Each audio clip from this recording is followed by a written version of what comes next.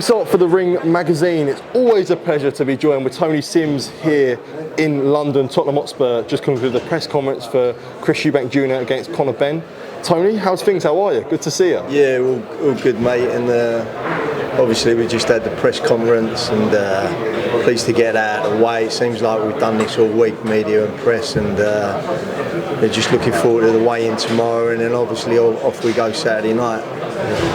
For Conor, you know, as you say, there's a lot of press, a lot of media. How do you keep him sort of a calm head? Because he's getting asked the same questions, the same ones that probably wind him up a little bit. Important to sort of just say, look, get through this and just wait till Saturday, really?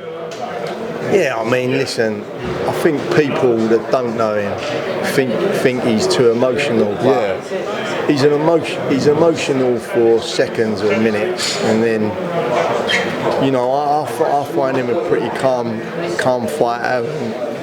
He's got a really high IQ when he's in the ring. He's very smart when he's in the ring, and we'll see Saturday night. I think he's going to shine on Saturday night. I really do, and I believe that it's going to be an explosive and great performance by him Saturday.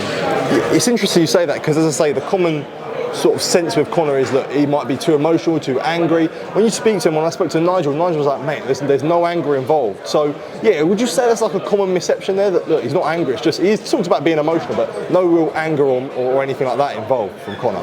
Listen, he's been a professional for 10 years, and I think if you boxed in fights with anger, he'd have been doing that from his first fight. And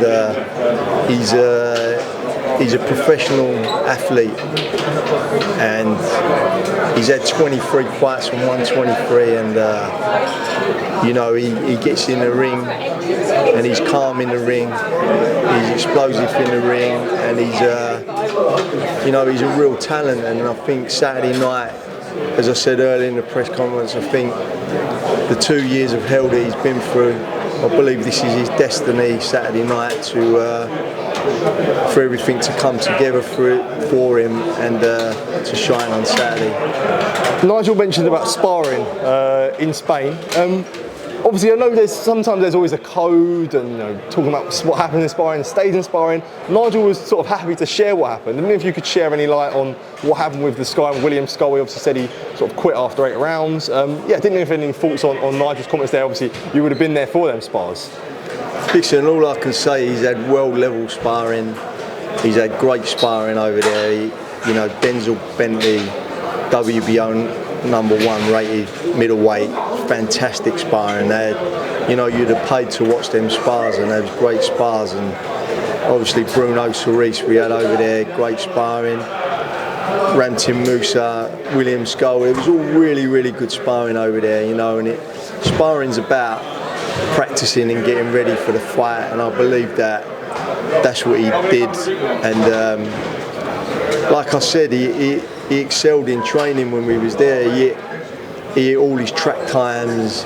He hit, all his PBs in his S&C, and like everything that we planned out for him went to plan. And he's had a fantastic camp, and come Saturday night, I believe that he'll put everything into this fight.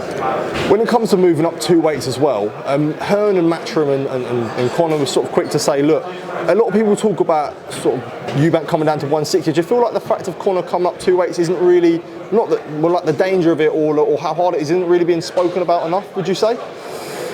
Of what? Because people talk about the danger of Eubank coming down at 160, but they say is there equal danger of Conor coming up in weight as well?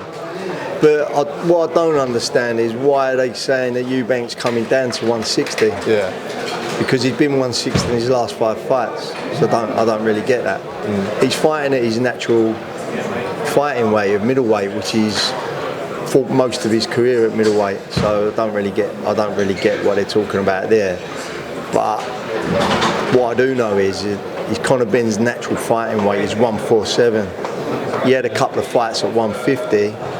There was obviously non-title fights, so you can come in and weigh in basically whatever weight you want to fight at, and he's a natural welterweight.